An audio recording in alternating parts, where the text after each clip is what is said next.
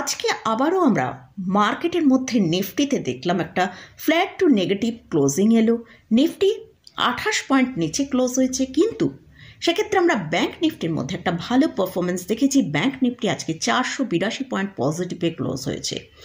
এছাড়াও আমরা যদি মিড ক্যাপ এবং স্মল ক্যাপ ইন্ডেক্সের দিকে ফোকাস করি, মিড ক্যাপ ইন্ডেক্সে 775 পয়েন্ট পজিটিভ এবং স্মল ক্যাপ ইন্ডেক্সে 350 পয়েন্ট পজিটিভে ক্লোজ দিয়েছে। আমরা বেশ কিছুদিন ধরে মিড ক্যাপ এবং স্মল ক্যাপ ইন্ডেক্সে প্রায় রোজই 2%, 3% করে সেলিং দেখছিলাম। আজকে সেখানে একটা ভালো পজিটিভ ক্লোজিং আমরা পেয়েছি। তোর আগামীকাল নিফটি ব্যাংক নিফটি কীরকম ট্রেড করবে সেটা নিয়ে আলোচনা করব। এর সাথে সাথেই আমার এক ভিউয়ার্স দুটো স্টক সম্পর্কে জানতে চেয়েছেন, সেই দুটো স্টক নিয়েও আলোচনা করব। তাহলে চলুন ভিডিওটা শুরু করা যাক। ভিডিও শুরু করার আগে বলি, চ্যানেলে যদি ফার্স্ট টাইম ভিজিট করে থাকেন তাহলে অবশ্যই চ্যানেলটা সাবস্ক্রাইব করে নেবেন আর পাশে থাকা বেল আইকনটা প্রেস করে রাখবেন। আমি ভিডিও আপলোড করার সাথে সাথে আপনাদের কাছে ভিডিওটা পৌঁছে যাবে। আর যদি ভিডিওটা ভালো লাগে অবশ্যই লাইক এবং শেয়ার করতে ভুলবেন না। তো প্রথমে আমরা আজকে মার্কেটে কীরকম ট্রেড হয়েছে সেটা আজকে দেখে নেব। নিফটি আজকে একটা গ্যাপ ডাউন ওপেন হয়েছে, যেটা 22,847-এ ওপেন হয়ে যেটা লো তৈরি করেছিল 22,814। সেখান থেকে কিন্তু নিফটির মধ্যে আমরা দেখলাম একটা ভালো বাই এলো, ওপরের দিকে 23,049 পর্যন্ত হাই তৈরি করেছে। আর ক্লোজিং টাইমে আমরা ক্লোজ পেয়েছি 22,917-এ ক্লোজ পেয়েছি। তো আজকে আমরা যেটা দেখলাম, গত দুদিন ধরে নিফটি একটা সাপোর্ট, যে স্ট্রং সাপোর্ট এরিয়ায় ভালো সাপোর্ট নিচ্ছে, তাকে ব্রেক করে নিচে আসেনি, অর্থাৎ 22,800-র কাছে সাপোর্ট নিয়ে ওপরের দিকে মুভ করছে। এছাড়াও যেটা দেখা গেল, নিফটি গতকাল হাই তৈরি করেছিল 22,992, আজকে কিন্তু নিফটি তার ওপর হাই তৈরি করেছে, যেটা 23,049। তো দুটো পয়েন্টই আমরা পজিটিভ দেখতে পেলাম। তো যেটা দেখতে পাওয়া গেল যে নিফটি যে ক্লোজিংটা দিল সেটা গতকালেরও নিচে আজকে ক্লোজিং দিয়েছে 22,917। তার মানে কিন্তু নিফটি এখনও আমাদের কোনো রিলিফ র্যালি দেখাতে পারেনি আজকে। এছাড়াও আজকে নিফটিতে আইটি, এফএমসিজি, ফার্মা এইসব সেক্টরগুলো নেগেটিভ মোডে ট্রেড করেছে, তাই এইসব সেক্টর থেকে কোনো পজিটিভ সাপোর্ট নিফটির মধ্যে আসেনি। তো আগামীকাল নিফটি কীরকম ট্রেড করবে সেটা নিয়ে এবার আলোচনা করব। দেখুন, নিফটি এখনও কিন্তু আনসার্টেনিটির মধ্যেই চলছে। যদি আগামীকাল আমরা দেখি যে নিফটি যে রেঞ্জটার মধ্যে ট্রেড করছে এখন, সেটা হচ্ছে নিচের দিকে 22,800, ওপরের দিকে 23,000। তো এই রেঞ্জের যেদিকে ব্রেক করবে সেদিকেই কিন্তু একটা বড় মুভ আসার চান্স রয়েছে।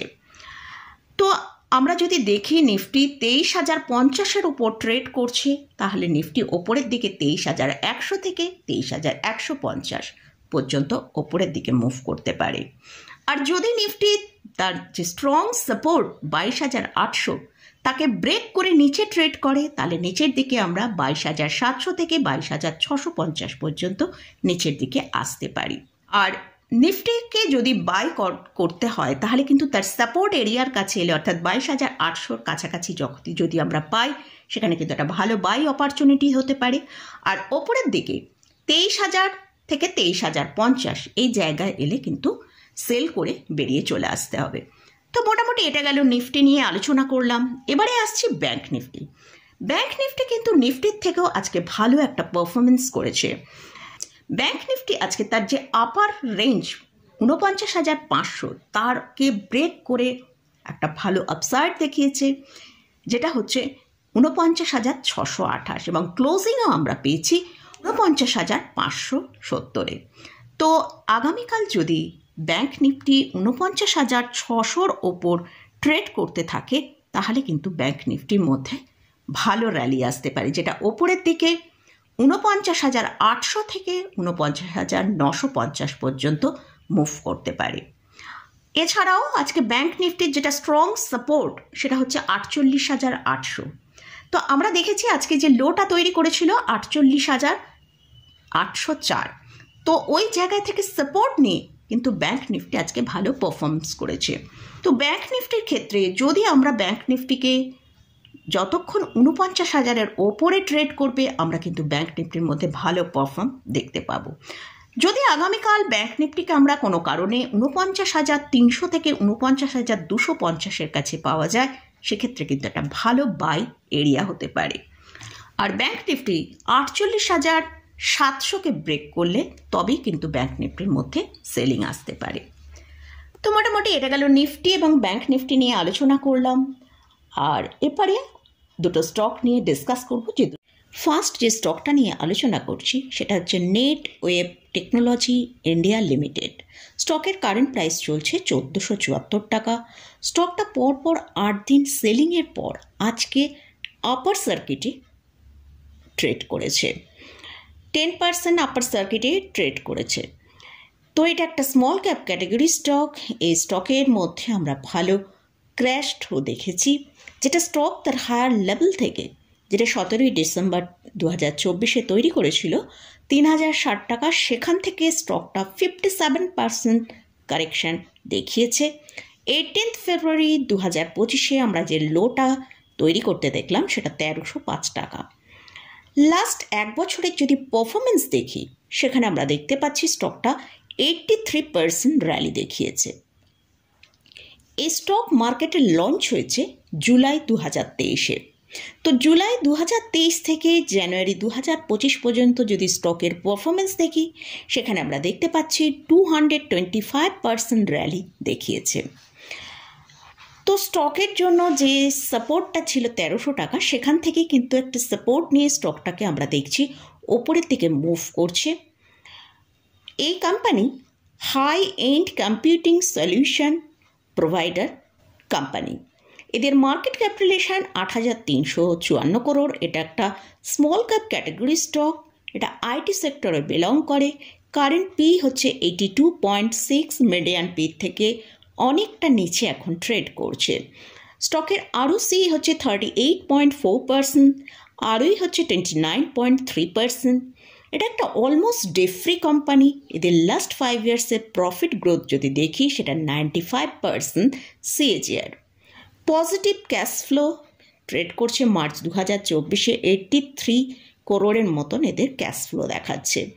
এই কোম্পানিতে প্রোমোটারের হোল্ডিং আছে 71%, এফআইসদের হোল্ডিং আছে 11.10%, ডিআইসদের হোল্ডিং আছে 5.23%, আর পাবলিকের কাছে আছে 12.25%-এর মতন।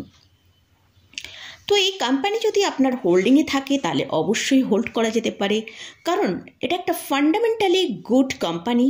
মার্কেটে এতটা কারেকশান হয়েছে বলে আমরা বিশেষত স্মল ক্যাপ ক্যাটাগরি স্টকে অনেকটা কারেকশান একসাথে দেখতে পাই। তো সেরকমই এই কোম্পানিতেও আমরা কিন্তু একটা ভালো কারেকশান দেখতে পেলাম। হয়তো আরও বেশ কিছুটা কারেকশান এখানে আমরা দেখতে পেতে পারি। যেহেতু এটা ফান্ডামেন্টালি গুড কোম্পানি, তাই অবশ্যই এটাকে হোল্ডিংয়ে রাখা যেতে পারে। আর যে সাপোর্টের কথা বললাম, যদি সাপোর্টটা ব্রেক করে তাহলে কিন্তু স্টকটা আরও বেশ কিছুটা নিচের দিকে আসতে পারে। যেহেতু স্টকটা আমরা দেখেছি লাস্ট 1.5 বছরে একটা খুব ভালো পারফরমেন্স দেখিয়েছে, সেক্ষেত্রে কিন্তু একটা প্রফিট বুকিং আসাটা স্বাভাবিক, কারণ মার্কেটে এতটা কারেকশান যখন চলছে, যারা ভালো প্রফিটে থাকে তারা কিন্তু একটু প্রফিট বুক করে। তো যাই হোক, এই স্টকটার ফান্ডামেন্টালি গুড বলে স্টকটাকে হোল্ডিংয়ে রাখা যেতে পারে। নেক্সট যে স্টকটা নিয়ে ডিসকাস করছি সেটা হচ্ছে সিডিএসএল। এই স্টকের কারেন্ট প্রাইস চলছে ১২০৫ টাকা। স্টকটা আজকে প্রায় 1.78% মতন আপসাইড দেখিয়েছে। এটা একটা মিড ক্যাপ ক্যাটাগরি স্টক। স্টকটা তার হায়ার লেভেল ১৯৩০ টাকার মতন হাই তৈরি করেছিল, 52 উইক হাই। সেখান থেকে 40% কারেকশান অলরেডি দেখিয়ে দিয়েছে। লাস্ট এক বছরে যদি স্টকের পারফরমেন্স দেখি, সেটা প্রায় 100%-এর মতন র্যালি দেখিয়েছে। এই স্টকের জন্য যেটা সাপোর্ট আছে 1090 থেকে 1080, এই জায়গায় কিন্তু একটা স্ট্রং সাপোর্ট আছে। যদি এটা ব্রেক করে তাহলে আমরা প্রায় 950 টাকার কাছে পর্যন্ত আসতে পারে। এটাও একটা গুড ফান্ডামেন্টাল কোম্পানি। এই কোম্পানি ভালো ডিভিডেন্ড পে করে। এদের আরওসি হচ্ছে 40.2%, আরওই হচ্ছে 31.3%। এটা অলমোস্ট একটা ডেট ফ্রি কোম্পানি। লাস্ট 5 ইয়ার্সের প্রফিট গ্রোথ 29.9% সিএজিআর। এদের Q3 রেজাল্ট খারাপ আসার জন্য কিন্তু আমরা স্টকটার ভেতরে এতটা সেলিং দেখতে পেলাম। এদের যে Q3 যে রেজাল্টটা এসছে সেখানে সেলস এবং নেট প্রফিট দুটোই কিন্তু অনেকটা সেপ্টেম্বর কোয়ার্টারের থেকে কম এসেছে। সেলস এবং নেট প্রফিট দুটোই কম এসছে, তার জন্যই কিন্তু স্টকটার ভিতরে এতটা সেলিং এসছে। এছাড়াও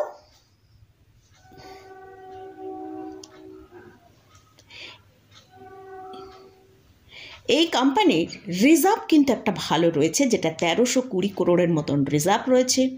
এই কোম্পানিতে এফআইস এবং ডিআইসদের স্ট্রং পজিশন হোল্ডিং আছে। তো আমরা একবার শেয়ার হোল্ডিং প্যাটার্নটা দেখব। প্রোমোটারের আছে 15%, এফআইসদের আছে 17.15%, ডিআইসদের আছে 19.11%, আর পাবলিকের কাছে হোল্ডিং হচ্ছে 48.74%। এই স্টকটাও হোল্ডিংয়ে থাকলে হোল্ড করা যেতে পারে। তো মোটামুটি দুটো স্টক নিয়েই আলোচনা করলাম। যেহেতু দুটো স্টকই মিড ক্যাপ এবং স্মল ক্যাপ ক্যাটাগরিতে বিলং করছে, তাই কিন্তু আমরা একটা হিউজ কারেকশান এখানে দেখতে পাচ্ছি। হয়তো আরও বেশ কিছুটা কারেকশান আসতে পারে, কিন্তু দুটো স্টকেরই ফান্ডামেন্টাল গুড রয়েছে, তাই স্টকগুলোকে হোল্ড করা যেতে পারে।